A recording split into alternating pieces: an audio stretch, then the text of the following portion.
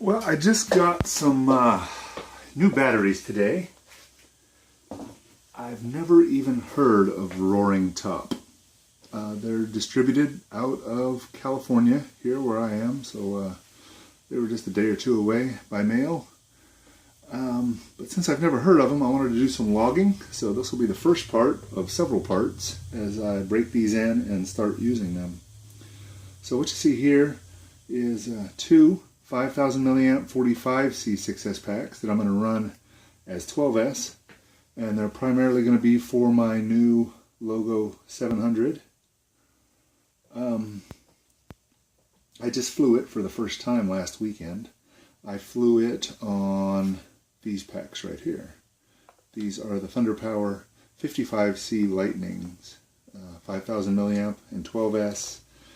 And with the setup I'm running, the log showed I pulled a max of 153 amps, and the average amperage pull during the whole flight was right around 115 to 120, somewhere in there, I can't remember.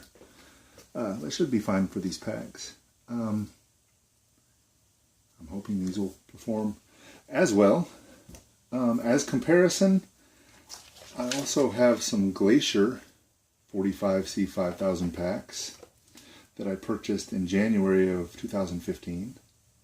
It's October 12th of 2016 right now. Haven't been terribly happy with the Glaciers. I've got, I have to look, it was close to right, 74, yeah, right at 74 cycles on these packs. I don't know if you can tell in the video, but they've got some pretty significant puffing. Now, they don't have a aluminum plate on either side of them like the Thunderpowers do, or the GensAce. The GensAce also have a metal plate, and the Pulse also have a metal plate, but all my Pulses are dead now, so I don't have any of those to compare. These are my active flight packs at the moment. I also have a 70C 3700 milliamp pack that I'm going to fly in a Gaui X5. It's a little bit small of a pack. The 4000 to 4200s actually give a full flight time, but it's a little heavy. So the 3700 milliamp pack, the helicopter really feels nice in the air. The downside is I only get about a 3-minute flight time with these packs, but that's the choice you make. Do you like how it flies, or do you fly for a long time? So that's what we're looking at. And to compare with those, I have the GensAce 3700 milliamp. I think those are 35C, yeah. And another set of Glaciers that I purchased at the same time I purchased the 5000s, 45C 3700 milliamp pack. And that doesn't have as many cycles as the 12S set, that's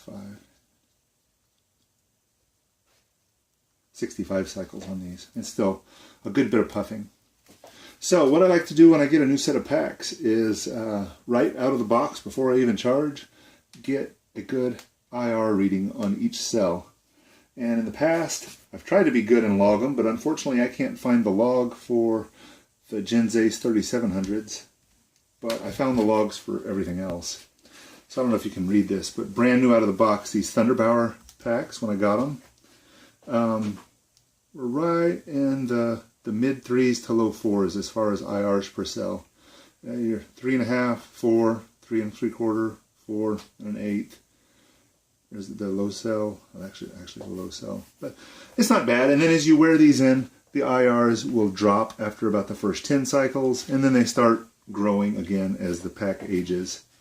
You know, I try to be good and log after the first 10 cycles, but you can see I didn't. So I don't have any documentation showing that they actually dropped. But I remember looking at these as I was going, and they went down into the 2s for a while, and now they're starting to creep back up. So I have Wayne Giles LiPo ESR meter, probably one of the better purchases I've made. I've had this since before most chargers came with IR logging or IR reading in the chargers, and you can do it kind of standalone. You don't have to plug everything into a charger to get the IRs. So I do have an EC5 adapter, which probably adds a little resistance, but that's the best I can do here. So let's just get a reading of how these lightning packs look for now. If you don't know how this logger works, you plug into the main pack, and if I were to just read the ESR now, it'll give me the internal resistance of the entire pack.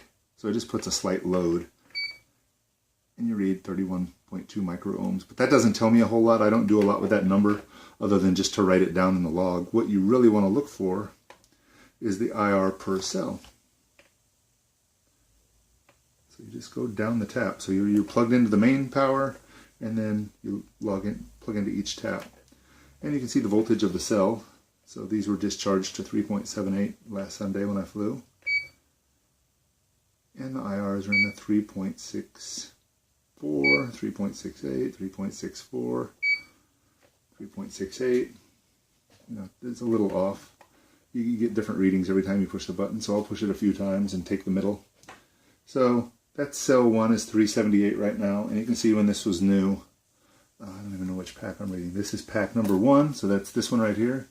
So that cell was 376 when it's new, and now it's 368. So you can see it's still dropped a little bit.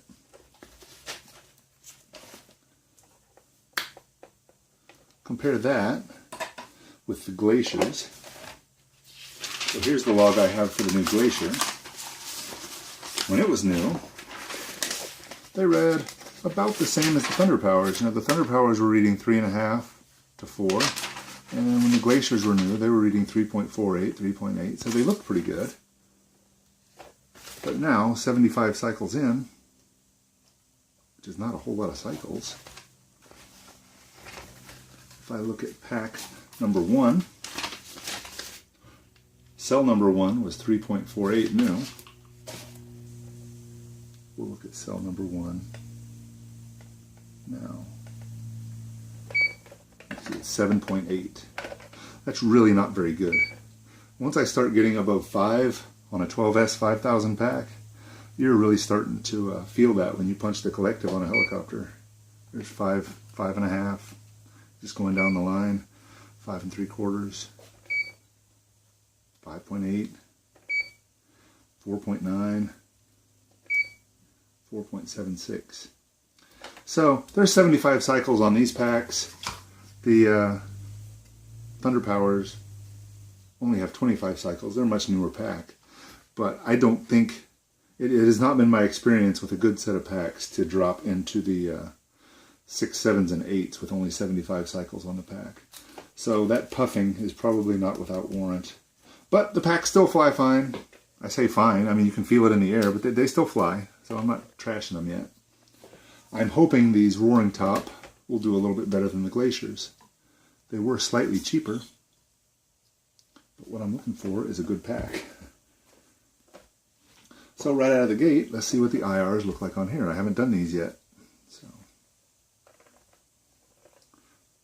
incidentally, I call cell 1 when I'm logging these. Cell 1 is the first negative, so I always work from that end. So cell 1, I'm reading 3.5, 2.48. There's 2.5, 2.6, 3.2. 3.4, 3.4. Let's go back across again. 2.25, 3.6, 3.5, 1.8, 3.3, 2.3. So you're in the range. Those highs and lows you kind of throw out. It's like watching the Olympics. The 1.8 probably wasn't accurate. Probably wouldn't get that again if I hit it again. So it's back up to 2. So when you start getting a bunch of wild deltas like that, I usually hit it a few times just to see what it stabilizes at. So I'd call that one 3.5. So I'm not going to make a video of logging every one of these. I just wanted to show you the difference in how I look at packs when they come in new. I'll log the IRs. I will keep track of all the cycles every time I fly it. And hopefully in about 20 cycles we'll look at these again. I'll do maybe 5 break-in flights. So maybe in 5 flights I'll come in and redo the IRs and see where they're at. And hopefully these make it a little bit better. than the Glaciers did at 75 cycles. And I might be able to give a little bit more feedback about how they lasted as well.